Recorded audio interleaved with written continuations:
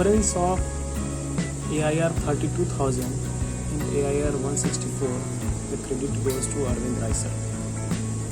He is not just enriching us with only knowledge, he enriches us with life skills. How to prepare, how to be in a positive state of mind. And he designed a zero lecture batch for us where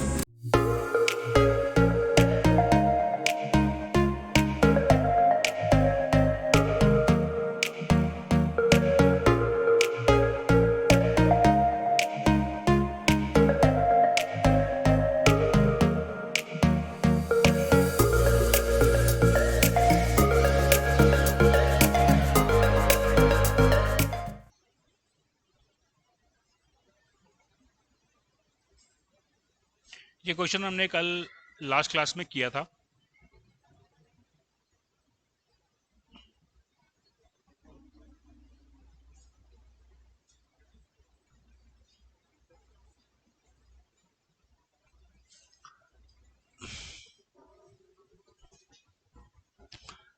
during a turning process tool geometry दी हुई है ASA में मेरे को।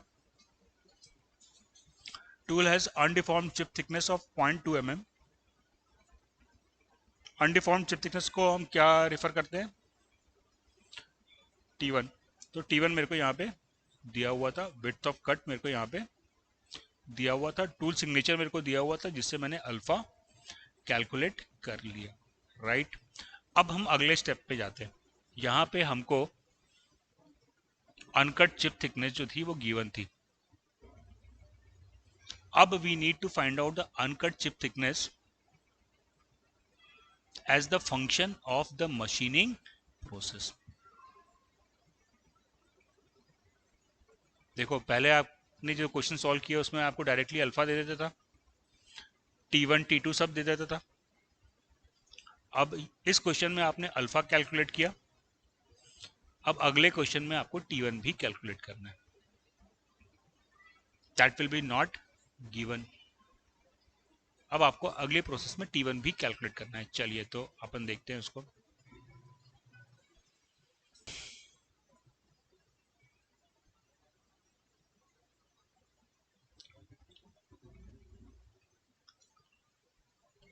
Done. Turning and boring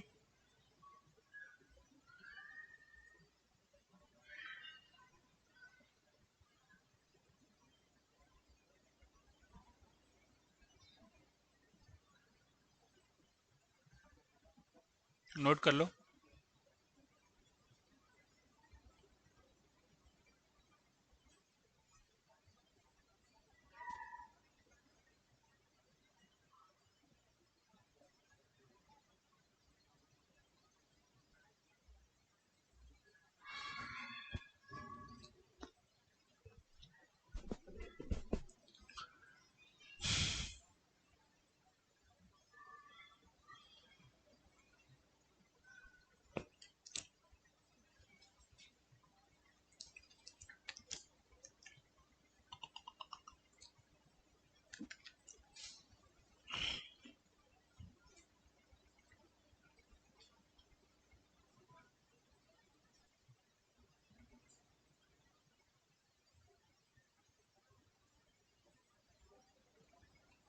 note कर लिया बेटा?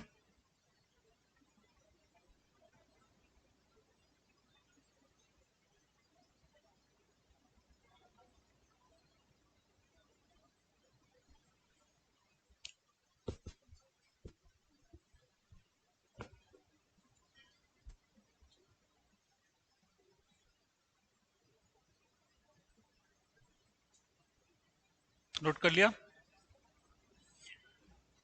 साई क्या है? कौन से स्टैंडर्ड में मिलेगा मेरे को?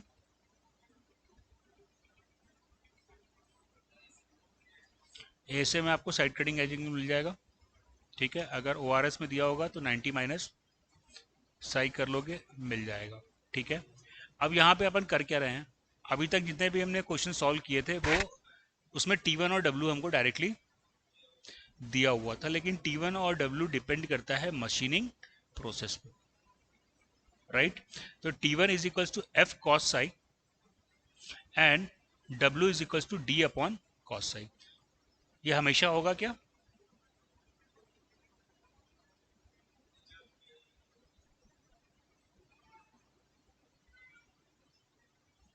ये तब ट्रू होगा जब टर्निंग और बोरिंग हो रहा होगा, यानी कि सिंगल पॉइंट कटिंग टूल का इस्तेमाल कर रहे होगे। शेपिंग प्लेनिंग में भी इसको आप अप्लाई कर सकते हो। सिंगल पॉइंट कटिंग टूल का जब आप इस्तेमाल कर रहे हो तो आप इस रिलेशन को यूज कर सकते हो। Am I clear? तो पहले फॉर्मूले से मेरे को क्या मिल गया? T1 मिल गया, जो अभी तक आपने देखा होगा कि T1 हमको क्वेश्चन में दिया रहता था, अब वो आप कैलकुलेट करोगे। W दिया रहता था, वो अब आप कैलकुलेट करोगे। अच्छा, एक चीज मेरे को बताओ, T1 निकालने के लिए मेरे को टूल ज्योमेट्री गिवन होनी चाहिए। आइए सर, प्लीज कम इन।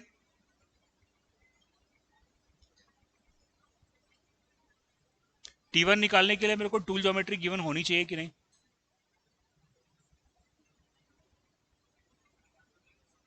हाँ, क्योंकि T1 निकालने के लिए मेरे को साई चाहिए, W निकालने के लिए भी मेरे को साई चाहिए। तो इसका मतलब यह है कि अगर टूल ज्योमेट्री नहीं गिवन है तो मैं T1 और W नहीं निकाल सकता। अब बात को आगे समझना।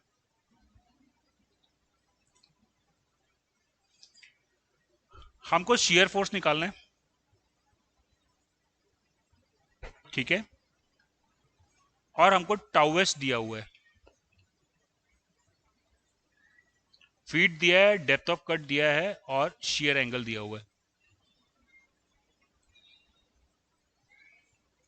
टाउ एस का फॉर्मूला क्या होता है? WT1 tau s upon sine phi. मेरे को W नहीं दिया है, मेरे को T1 नहीं दिया है, मेरे को टाउ एस दिया है और साइन फाई दिया है। क्या मैं FS निकाल सकता हूं?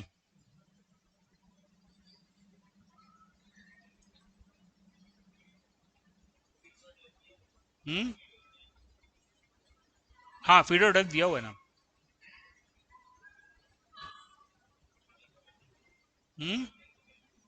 साई का वैल्यू नहीं लगेगा। यहीं पे हम लोग कंफ्यूज हो जाते हैं। साई का वैल्यू नहीं लगेगा। देखो, तुमको क्या चाहिए? WT1, तुमको क्या निकालना है? FS निकालना है। टाउ एस दिया हुआ है, WT1 upon sine phi, phi भी दिया हुआ है, करेक्ट है। क्या नहीं दिया है? W और T1। तो बेटा, W का फॉर्मूला क्या है? W का फॉर्मूला क्या है? D बाई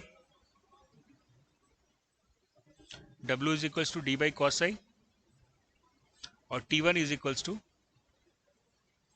तो W into T1, W into T1 is equals to F into D।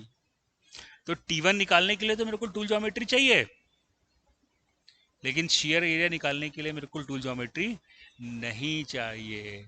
90% लोग, हम लोग यहीं पे गलती कर देते हैं कि सर टूल ज्योमेट्री दिया ही नहीं था, मैं कैसे निकाल लेता। उसकी आवश्यकता नहीं है। साई साई कैंसिल आउट हो गया, तो शेयर एरिया मेरे को मिला, इसको नोट कर लो।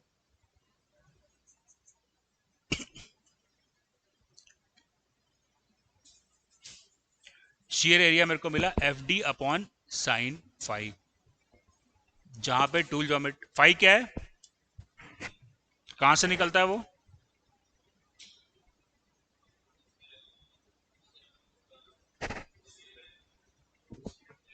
हाँ, कहां से आएगा फाई?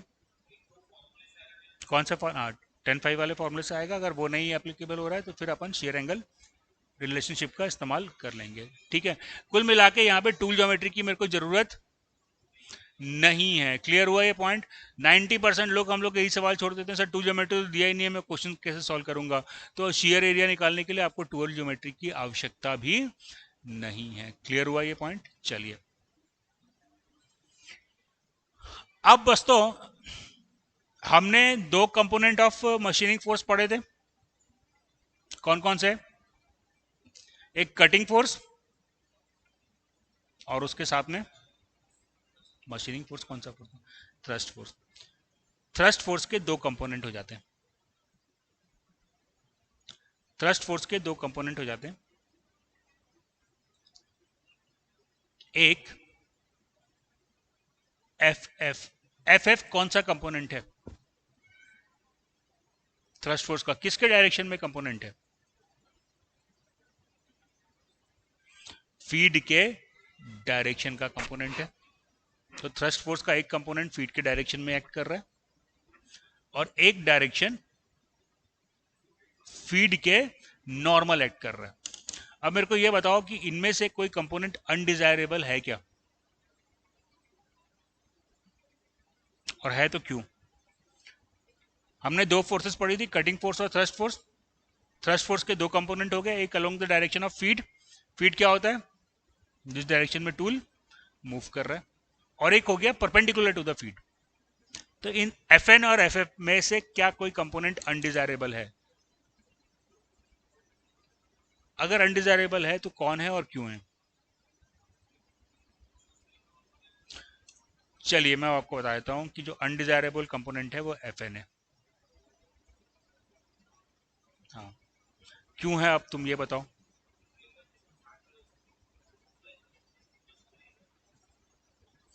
बेटा ये देख, एफ एफ जो लग रहा है वो फीड के डायरेक्शन में लग रहा है, और एफ एन जो लग रहा है वो फीड और सॉरी टूल और वर्क पीस के परपेंडिकुलर लग रहा है। मतलब ये कर क्या रहा है? ये कर क्या रहा है? ये टूल को वर्क पीस से दूर ले जाने की कोशिश कर रहा है। तो जितना एफ एन का कंपोनेंट ज्यादा होगा उतना डिस्टॉर्शन मेरे टूल में और वर्क पीस में आएगा। तो अब मैं चाहता हूं कि एफ एन को कम होना चाहिए। तो एफ एन को कम करने के लिए क्या करना पड़ेगा आपको? डायग्राम देखो। अरे इधर सामने लगा है। अच्छा इस यहाँ पे तुम लोग को डायग्राम नहीं दिख रहा? ओके, एक मिनट एक मिनट। अरे सॉरी यार, फिर मैं एक मिनट ना बेटा।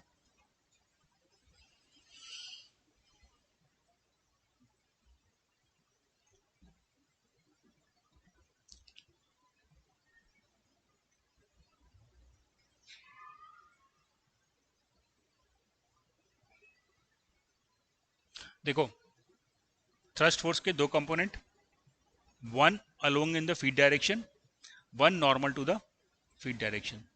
जो फीड के अलोंग लग रहा है उससे मेरे को कोई दिक्कत नहीं है, वो टूल को फीड की डायरेक्शन में मूव कर रहा है। लेकिन ये एफ एन क्या कर रहा है? ये टूल, मान लो ये देखो, ये मेरा वर्क पीस है और ये टूल है। तो एफ एन क्या कर रहा है? इन दोनों को सेपरेट करने की कोशिश कर रहा है। इसका मतलब ये इसको भी डिफॉर्म करेगा और टूल को भी डिफॉर्म करेगा। तो इसका मतलब ये है कि F N should be as low as possible. Am I clear? तो एफ एन को लो करने के लिए क्या करना पड़ेगा बताओ? एफ टी को आप चेंज नहीं कर सकते, तो क्या चेंज कर सकते हो? साई। तो साई जो है एज लो एज पॉसिबल। इसीलिए मैंने आपको बोला था कि साई, कल की क्लास में मैंने आपको दिखाया था कि साई की वैल्यू जो होती है 0 से 30 के बीच में होती है। राइट? साई ज़्यादा होगा तो एफ एन बढ़ जाएगा, जो मेरे लिए समस्या क्रिएट करेगा। तो साई का वैल्यू जो है वो 0 से 30 के बीच में होना चाहिए।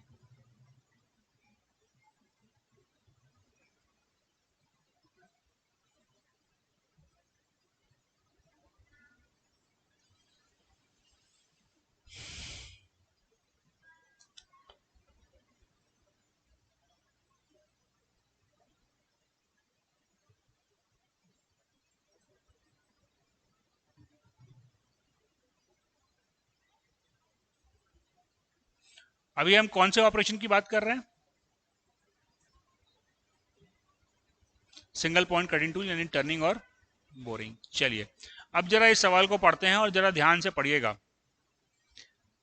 During turning a carbon steel rod of 160 mm diameter by a carbide tool of geometry 0, tool का डायमेंशन दिया हुआ है,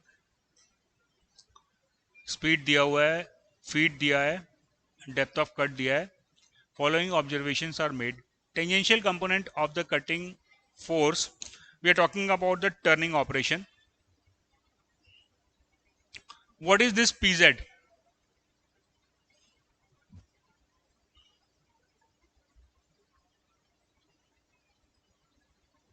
Cutting force. Sorry. Uh, Tangential component of cutting force. What is it?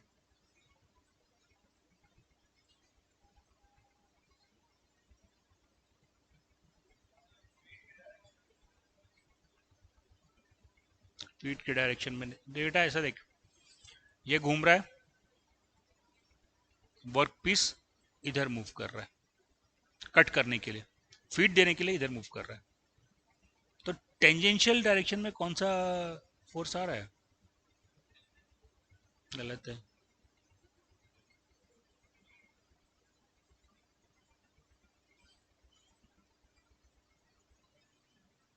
चलिए, पता नहीं, आप मेरे को बताइए सही है कि गलत है. यहाँ पे दिया हुआ है F C equal to 1200. I am not sure whether it is right और रॉन्ग. यहाँ पे मेरे को दिया है कटिंग फोर्स 1200 न्यूटन है.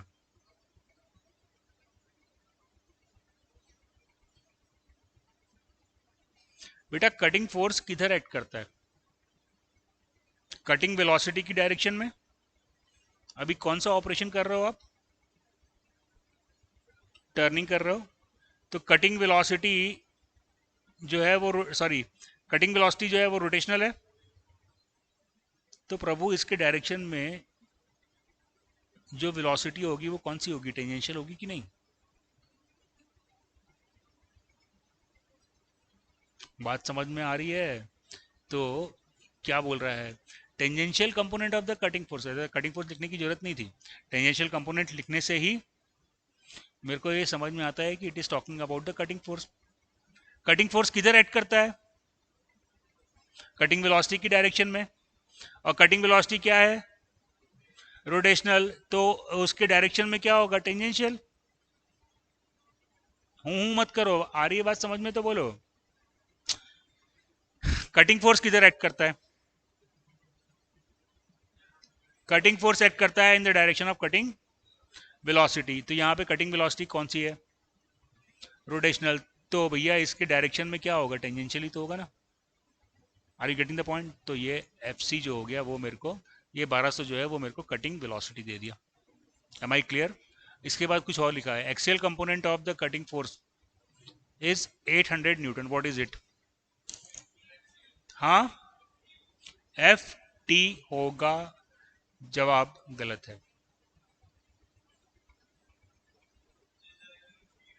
हाँ, it is not F T, it is F F. Axial velocity कहाँ जा रही है? फीट के डायरेक्शन में ना. तो ये तुमको एफ टी नहीं दिया है, ये एफ एफ दिया है. और एफ टी और एफ एफ के बीच का रिलेशन तुम यहाँ से फाइंड आउट कर लोगे. Am I clear? तो just need to understand the terminology. अभी क्लियर हुआ? बात समझ में आई? Feed force is not the thrust force. Thrust force के दो कंपोनेंट होते हैं, one along the feed, one normal to the feed. Right? तो यहाँ पे आपको फीड के अलोंग कंपोनेंट दिया है, आपको थ्रस्ट फोर्स नहीं दिया है. साई अगर जीरो होगा तो बराबर हो जाएगा. मेरे ख्याल से साई यहाँ पे जीरो है. अच्छा नहीं, 75 mm है, 75 डिग्री है. चलो फटाफट सॉल्व करो फिर इसको.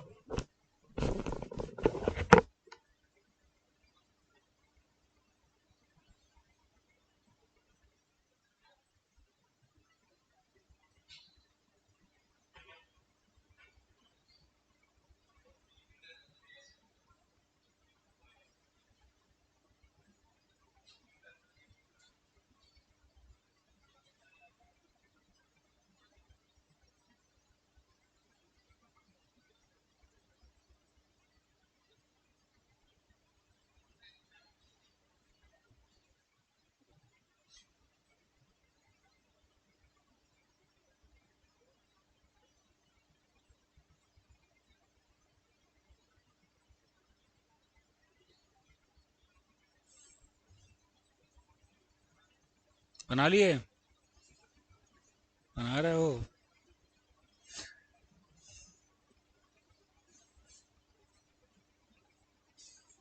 तो आप तुम लोग इस कंडीशन में खुद पहुंच चुके हो कि सही गलत का अंदाज़ा खुद से लगा सको।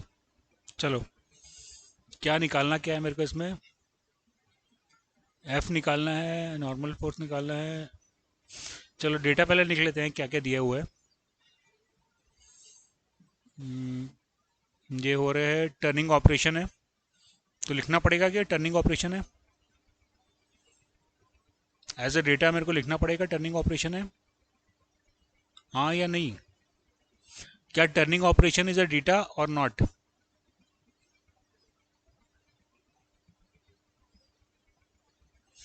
तुमको क्या लगता है कि जो खाली 8 10 12 लिखा रहता है वही डेटा होता है?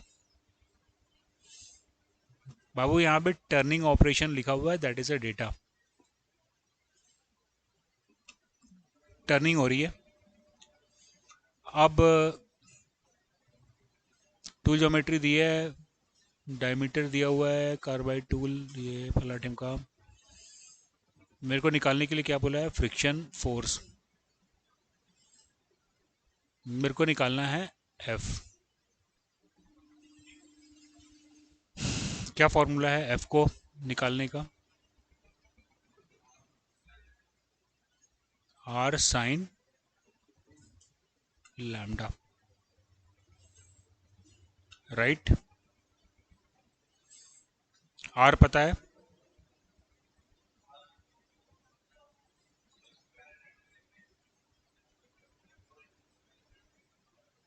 देखते हैं। लैम्डा नहीं पता है। अब आर निकालना है। आर निकालने के लिए मेरे को दिया हुआ है एफ सी और एफ एफ। कितना दिया है? एफ एफ दिया हुआ है, can I find out F T? कितना हो जाएगा?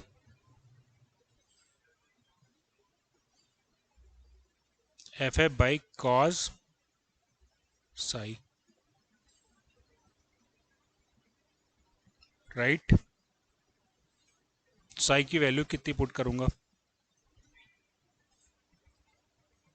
75 दिख रही है मेरे को तो। ठीक है, तो एफ एफ डिवाइडेड बाई, बेटा आप लोग को समझ में आ रहा है?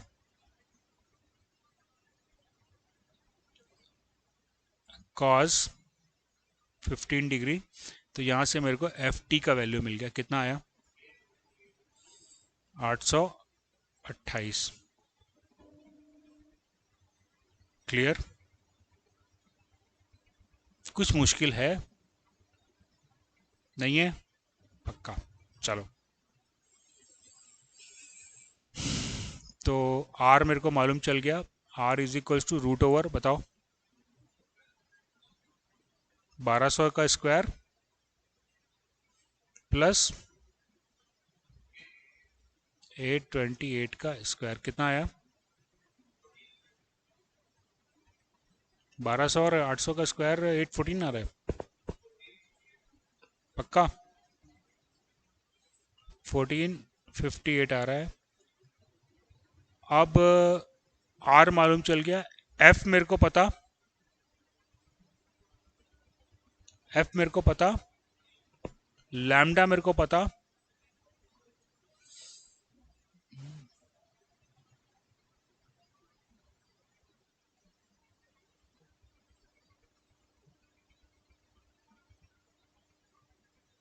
फ्रिक्शनल फोर्स एफ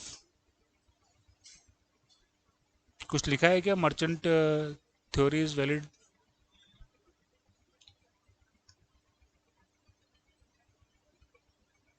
लैम्डा निकालने की, हाँ। टी टू दिया है क्या?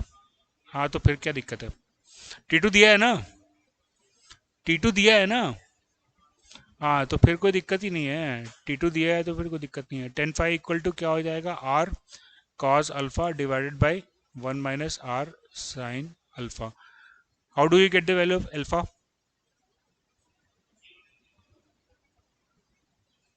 यहाँ पे 75 लिखा हुआ है, इसका मतलब ये ओ में है, ओ में लिखा है तो सेकेंड नंबर पे मेरे को जाना है। अल्फ़ा जो है 0 डिग्री आ गया।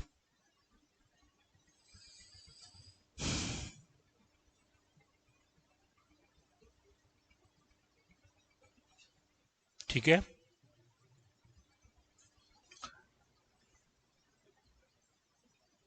तो यहाँ से फाई की वैल्यू मेरे को मिल जाएगी, कितनी आई?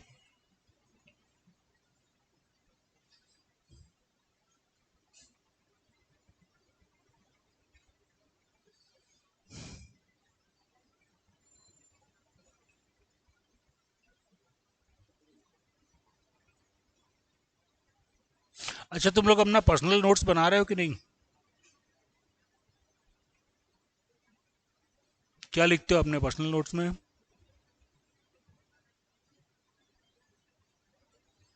ये तो क्लास का नोट्स हो गया, पर्सनल नोट्स में क्या लिखते हो?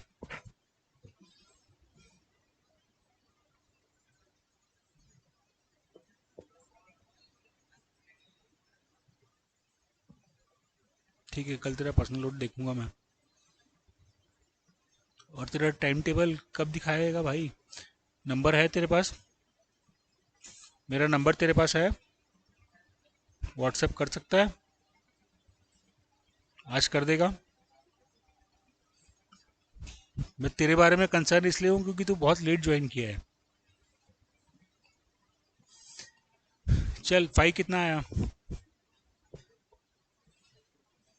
चलो, जो भी आया 20.57। तो अभी भी अगर मैं इस इक्वेशन में देखूं तो एफ मेरे पास में नहीं है, आर मेरे पास में है, लैम्डा मेरे पास में नहीं है, लेकिन फाई मेरे पास में है। What next? अर्थ मर्चेंट तो हम तब निकालेंगे जब हमारे पास कोई सॉल्यूशन नहीं होगा।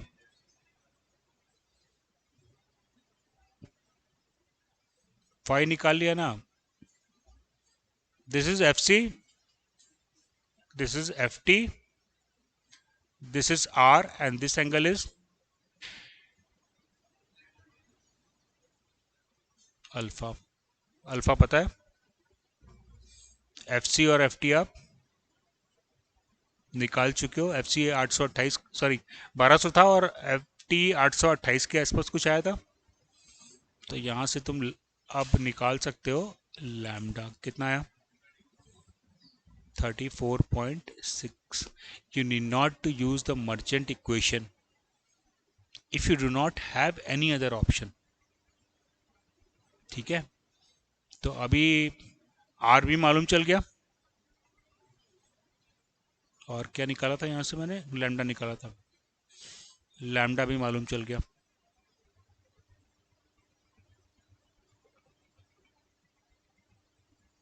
ठीक है, तो फ्रिक्शन फोर्स निकाल सकता हूँ, कितना आया बताओ? 827.9 न्यूटन। अब बाकी सब बच्चों का खेल है। फ्रिक्शन फोर्स निकल गया।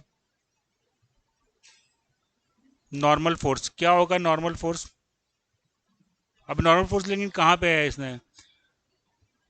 Normal force and acting on the tool chip interface. क्या निकालना है मेरे को?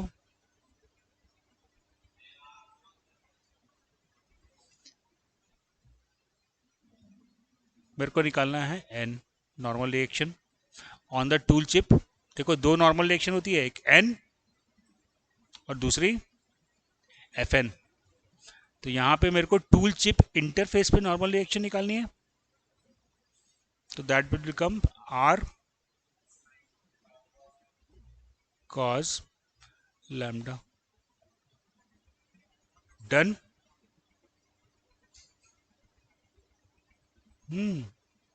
तो यस सर मत किया कर। जब तेरे को समझ में आया तब तू यस सर बोला कर। समझ में आया तेरे को?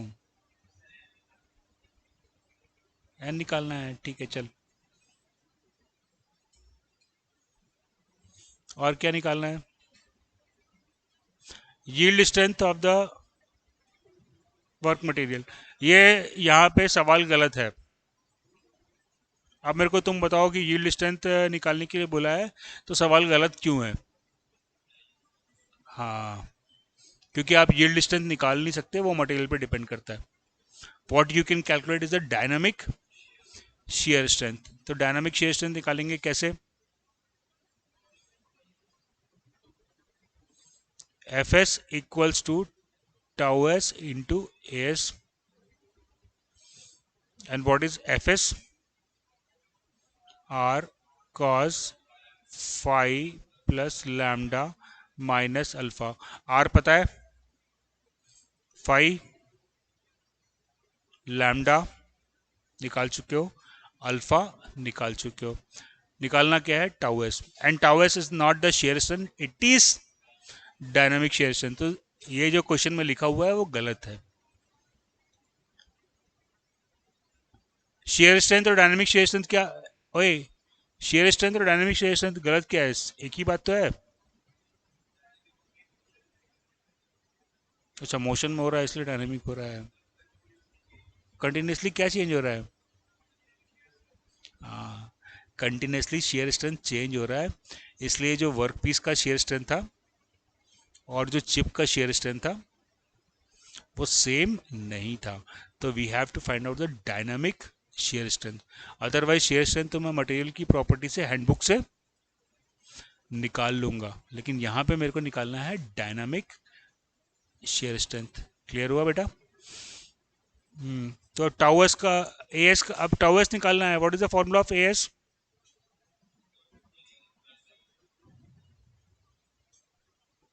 The formula is F D upon sine phi. क्या होता था?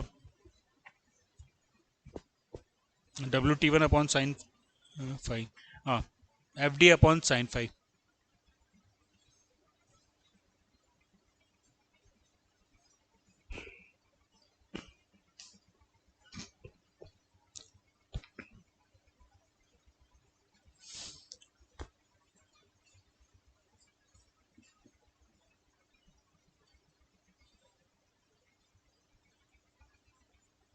डन, बन जाएगा। हम्म, यस सर ना, फॉर्मूला मिल गया। फॉर्मूला मिल गया और भगवान ने मेरे को एनर्जी दी हुई है, बस दैट्स इट। अभी और क्या निकालना है? Cutting power consumption in kilowatt.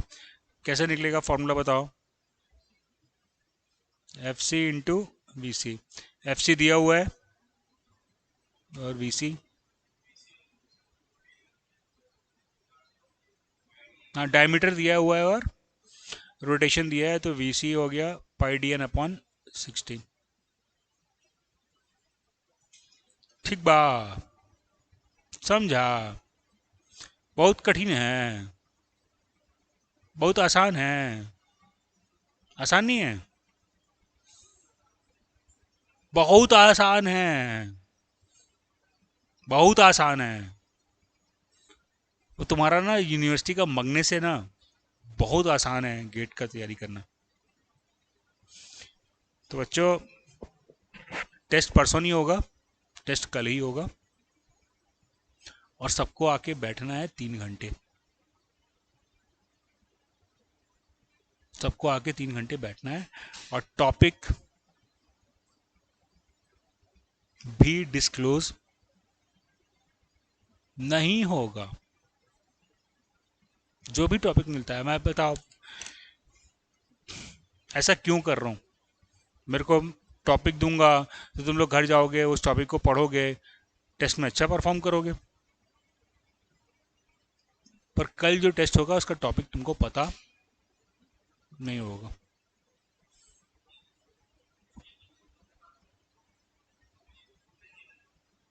Test है ना भाई, कल कल टेस्ट है, टॉपिक क्या है वो नहीं पता है, और वो क्यों नहीं पता है वो भी तुमको मैं बता देता हूँ। क्योंकि अगर मैं तुमको टॉपिक बताऊंगा तो तुम क्या करोगे घर जाके? पढ़ना नहीं, पढ़ना बहुत बड़ी चीज होती है।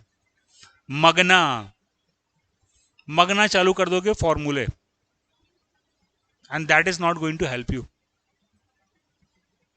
कल जब आएगा तो 3 घंटे बैठना। और मैं बताया ना कि भाई जब मैं गेट का एग्जाम देने गया था ना, तो 15 मिनट में पेपर देख के मेरा खत्म हो गया था, कुछ नहीं बन रहा था। 15 मिनट वो सामने वाली बंदी को ताड़ा, और 15 मिनट के बाद वो ताड़ना भी बंद हो गया था, क्योंकि लग रहा था यार ये क्या। तब फिर लगा कि यार चलो पेपर ही देखते हैं, अभी पेपर ही देखना है। बात समझ में आ रही है? पेपर ही देखना है, क्योंकि पेपर में ही सॉल्यूशन है।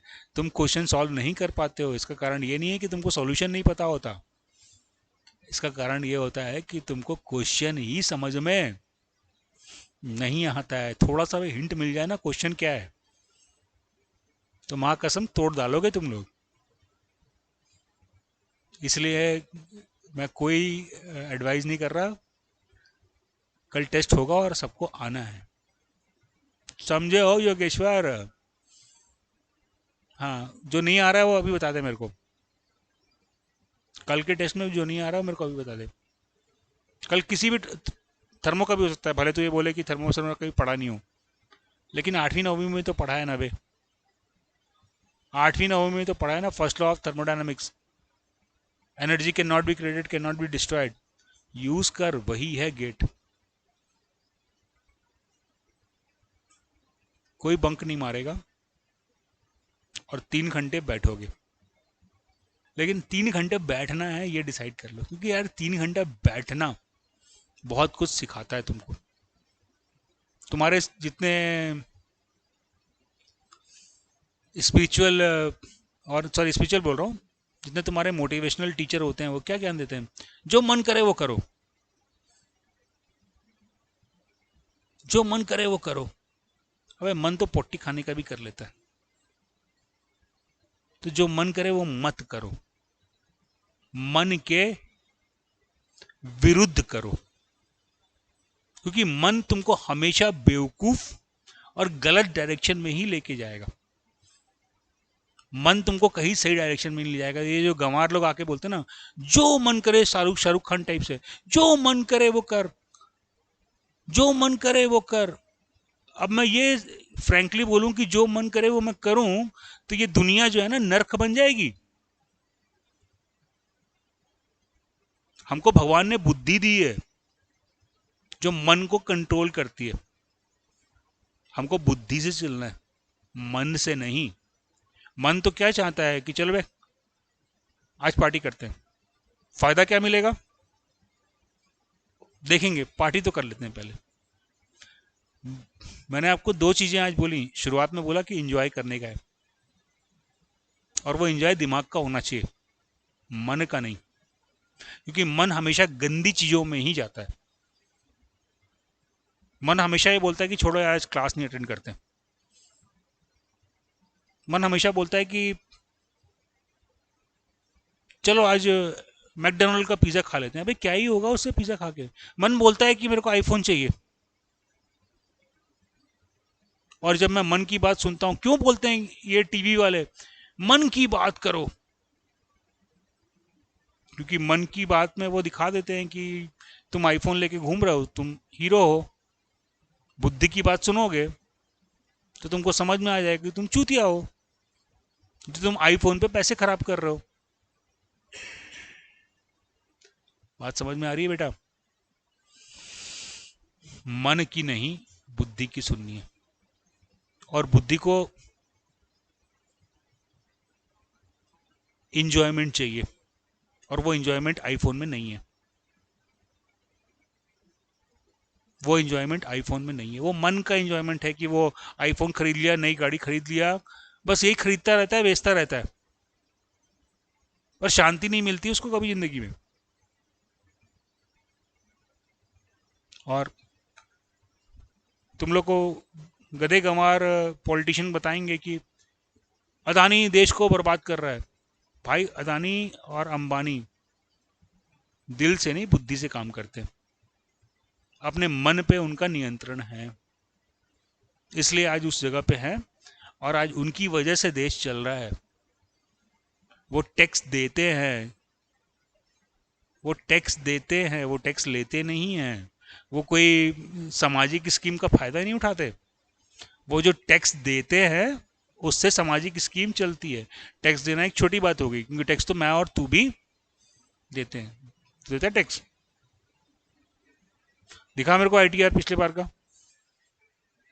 अभी नहीं देता। मूर्ख इंसान, जब से पैदा हुआ तब से टैक्स देता आ रहा है तू।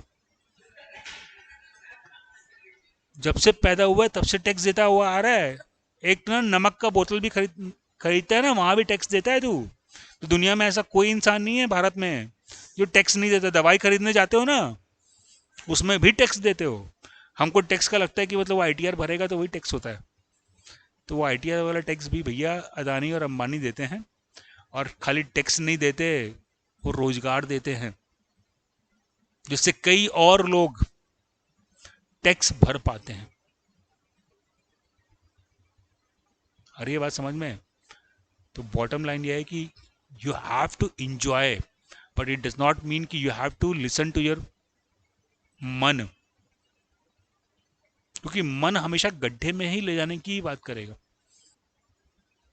तो ये जो तुमको सिखाया था ना कि मन जो करे वो करो, यही बोलते हैं ना सब तुम्हारे मोटिवेशनल स्पीकर हैं, मन की बात सुनो। अबे मन तुमको गड्ढे में ले जाता है और कुछ नहीं करता तुमको। मन में बुद्धि नहीं है, मन में बस एक चेष्टा है और बुद्धि उसको सप्रेस करती है। लंबा हो रहा है डायलॉग। इसको इतने समझा देता हूँ कि मन तो करता है कि सामने से सुंदर सी लड़की जा रही है, उसको किस कर लेता हूँ पकड़ के। ये मन करता है। बुद्धि बोलती है कि साले बहुत मार खाएगा। ये बुद्धि होती है। तो अब बता कि मन की सुनो कि बुद्धि की। क्लियर? और बुद्धि को ये बोलूं कि तू चूतिया है, तेरी बुद्धि नहीं है, तो क्या होगा? बुद्धि खाली मन की सुनेगी। इसीलिए बोलता हूं आई एम द बेस्ट। और जब मैं आई एम द बेस्ट बोलता हूं तो मैं बुद्धि से बोलता हूं। मैं बुद्धि से बोलता हूं। ये बुद्धि है जो मन को कंट्रोल कर सकती है, नहीं तो मन तो मेरे को पता नहीं कौन से नरक में लेके जाएगा। मेरी बात को समझ में आ रही है कि खाली ज्ञान दे रहा हूँ? कोई ऐसी बात करता नहीं है, क्योंकि तुम्हारे सारे मोटिवेशनल स्पीकर यही बोलते हैं, जो मन करे वो करो। अभी उससे पूछ ले तेरा मन क्या कर रहा है अभी करने का, तो बोलेगा सामने बैठी है। मन तो यही करता है। मन कभी कुछ अच्छा करने, और मन क्या करता है? सामने से कोई बंदा भिखारी जा रहा है, मन किया ले इसको 1000 रुपए दे दो। क्यों दे दिया भाई? तुम लोग को एक चीज मैं एडवाइस करूंगा कि कभी भी सिग्नल पे किसी बच्चे को 1 रुपया मत देना। 1 रुपया मत देना। ये मन बोलता है कि दे दे, पर बुद्धि बोलती है कि ये बच्चा आया कहां से।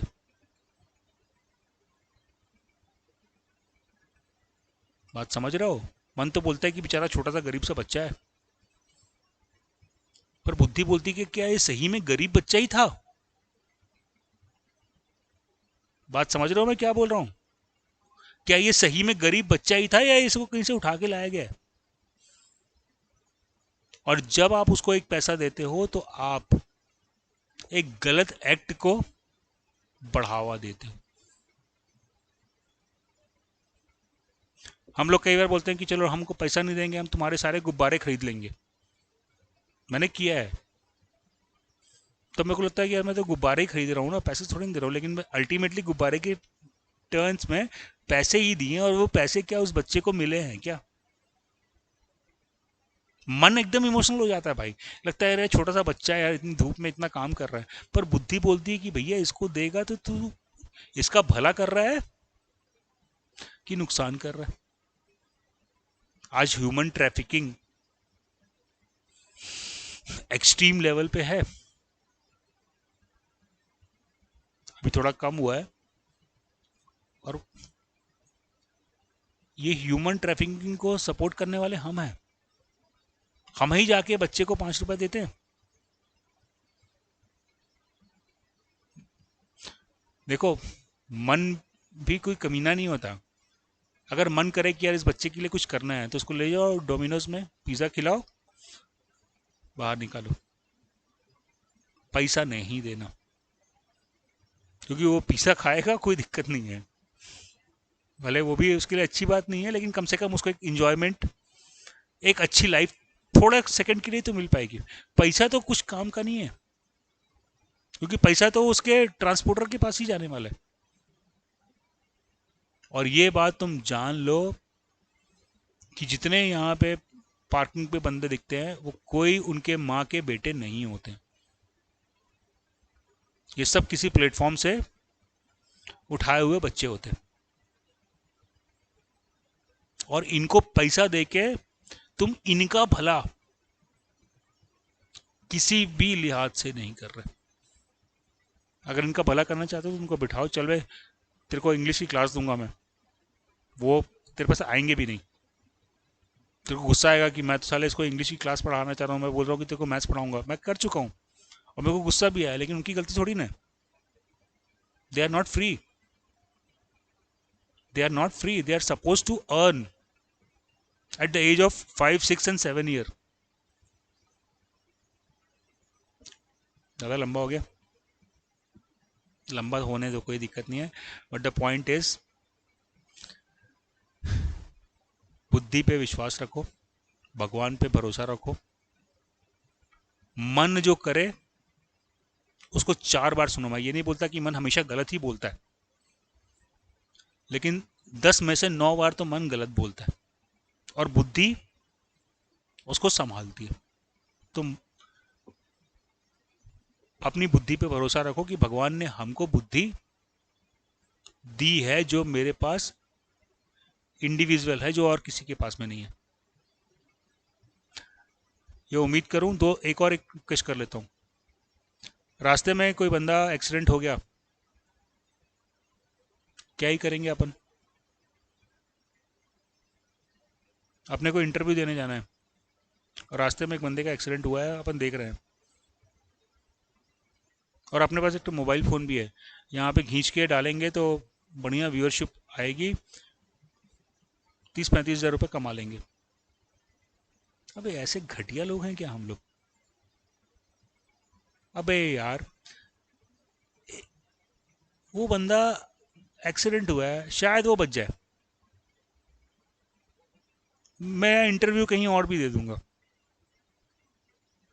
और ये जो मूर्खों की बारात फैली पड़ी है, टिक टिक टिक टिक टिक टिक, क्या कहोगे तुम लोग खुद बताओ, क्या कहोगे तुम उनको? मैं कुछ नहीं करूंगा। जो बंदा पड़ा हुआ है उसके हाथ से खून निकल रहा है और यहाँ पे टिक टिक टिक टिक टिक टिक टिक टिक लेके फोटो खींच रहे हैं। मैं तुमको दो ऑप्शन देता हूँ, एक आदमी ने उसको मार के वहां पे नीचे गिरा दिया है और उसके बाद 40 वहां बैठ के उसकी फोटो खींच रहा है। नफरत किससे ज्यादा करोगे? किसको तुम ज्यादा मूर्ख कहोगे? नफरत तो छोड़ो भाई, उसने मारा, उसका कुछ ईगो रहा होगा, कुछ पंगा रहा होगा, उसने मार के तो भाग गया, और तुम क्या कर रहे हो बे?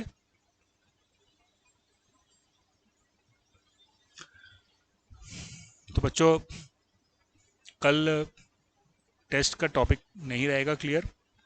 3 घंटा आपको बैठना है, 5 नंबर मिले 20 नंबर मिले, मुझे कुछ फर्क नहीं पड़ता, पर मेरे को इतना पता है कि अगर 3 घंटे तुम बैठे तो वो 5 नंबर का 50 नंबर और 80 नंबर बन सकता है, बट प्रोवाइडेड तुमको 3 घंटे बैठना पड़ेगा, मन को सुन के नहीं, मन को मार के। क्योंकि मन तो बोलेगा ये वाला क्वेश्चन का फॉर्मूला पता है, अच्छा ये सॉल्व कर लेता हूँ, इसका पता है इसको सॉल्व कर लेता हूँ, मन को मार के बैठना पड़ेगा। क्लियर हुआ? 3 घंटा बैठना है, और आई गारंटी कि 3 घंटा तुम बैठोगे, तुम अगले 3 टेस्ट में देख लो कि तुम्हारे नंबर इंप्रूव हो जाएंगे। मैंने तुमको ये नहीं बोलता कि तुम टॉप कर लोगे, क्योंकि वो तो हो ही है वही जो राम रचि राखा, लेकिन तुमको खुद के अंदर इतना कॉन्फिडेंस आएगा कि यार मैं खुद टॉप कर सकता हूँ। फिर तुम मेरे से आगे नहीं पूछोगे कि सर मैं टॉप कर लूंगा क्या। जिन लड़कों ने मेरे पास टॉप किया ना, किसी ने पूछा नहीं है सर मैं टॉप कर सकता हूँ क्या, उन्होंने पहचाना है कि मैं टॉप कर सकता हूँ। ठीक बा? चलो, हाँ बोल। फंस जाता है, तो कोई बुरी बात थोड़ी ना, मैं भी फंसता हूँ। ये सोचना कि मैं फंस जाता हूँ, ये बेवकूफ़ी है। मैं फंस जाता हूँ मतलब मेरे को एक चैलेंज मिला है, I need to solve it. तेरे को किसने बोला कि मैं नहीं फंसता? और जो तेरे को मास्टर बोले ना कि मैं किसी क्वेश्चन में नहीं फंसता, वो ढीला है या तो यहाँ से या यहाँ से कमीना है, ठीक है ना? मैं भी फंसता हूँ, मैं इतने साल से पढ़ा रहा हूँ तब भी फंसता हूँ, तो वो कोई भी दिक्कत नहीं है। लेकिन फंस गया तो क्या मैं निकल सकता हूँ कि नहीं यहाँ से? That's it. नहीं निकल सकता हूँ तो क्या मेरे पास कोई सपोर्ट है क्या?